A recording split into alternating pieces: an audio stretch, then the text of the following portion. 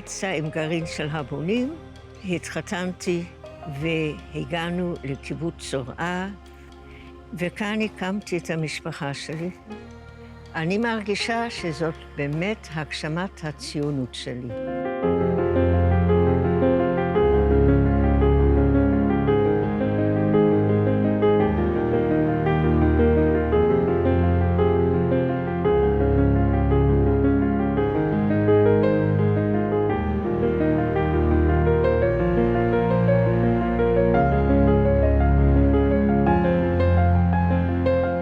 הרגשתי שכל מה שעברתי זה נס אישי ששרדתי את כל אורך הדרך, ובסוף אני אזרח מדינת ישראל, ואני יכול לעזור בתקומתה.